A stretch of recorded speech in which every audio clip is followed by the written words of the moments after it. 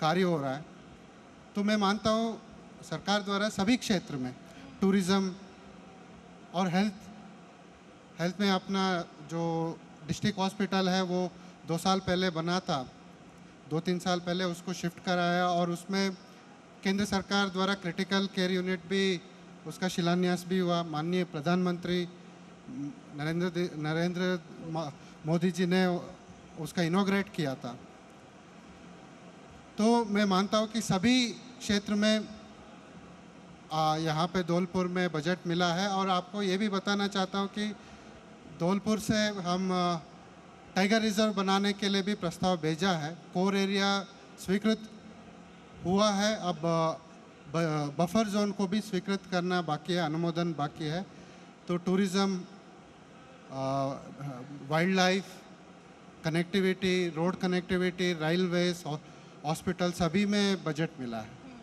बिल्कुल sir, budget मिला है, लेकिन जी हालांकि आपने ये जिक्र कर दिया, लेकिन अगला क्वेश्चन मेरा रहेगा सुमित जी के बाद कि पर्यटन कितना बढ़ेगा, लेकिन उसका जिक्र करूँ उससे पहले सुमित सर, क्योंकि देखिए यहाँ पर सुरक्षा व्यवस्था को लेकर लगातार कार्य होता रहा, लेकिन आप आए, आपने एक कार्य किया जन सुनवाई का, और ये शायद यहाँ लोगों में ये है भी कि आप जन सुनवाई लोगों के बीच करते हैं। सर, उसका कितना फ़र्क नज़र आया और ये शुरुआत कैसे रही? मैम, शुरुआत एज अ सिविल सर्वेंट सभी की जिम्मेदारी यही रहती है कि ज़्यादा से ज़्यादा लोगों का आउटरीच करें और उनकी सॉल्यूशन निकाल पाए प्रॉब्लम्स का। तो जब सिविल सर्विसेज की तैयारी करते हैं तभी से ये एटीट्यूड डेवलप हो जाता है कि हम सब बहुत सारी चीज़ें करने के बाद फाइनली यहीं पे पहुंचते हैं कि कितना रिलीफ लास्ट माइल तक पहुंचा सके। तो वो जितना ज़्यादा पहुंचा पाते हैं और उसका बहुत प्रॉम्प्टली रिजल्ट दिखते हैं। लोग आके बोलते हैं कि साहब हमारा काम हो गया। अभी कल ही एक महिला आई जो श्रीनिधि सर को भी और मेरे को भी, वो जब पहले परिवादी बन के आई थी उसको काउंसिल किया। प्लस मैं एक और चीज़ बताना चाह रहा हूँ धौलपुर में खास बात कि कोऑर्डिनेशन अक्रॉस डिपार्टमेंट्स बहुत अच्छा है, वन।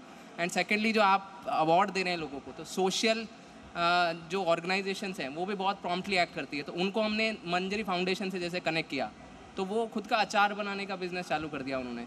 तो इस तरह से बहुत सारे लोग खुद को, ज़मीन का कोई विवाद है तो वो बहुत प्रॉम्प्टली डिस्पोज हो जाता है।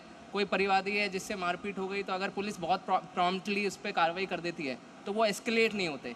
तो जब छोटे छोटे जो इश्यूज़ हैं वो टाइमली डिस्पोज होने लग जाते हैं तो ट्रस्ट अपने आप बढ़ने लग जाता है। प्लस एक और जो सर, एक बार आपको माफ़ी के साथ रोकना चाहूँगी क्योंकि गृह राज्य मंत्री जवाहर सिंह बेडम जी जुड़ गए हैं, उसके बाद आप अपनी पूरी बात कीजिएगा।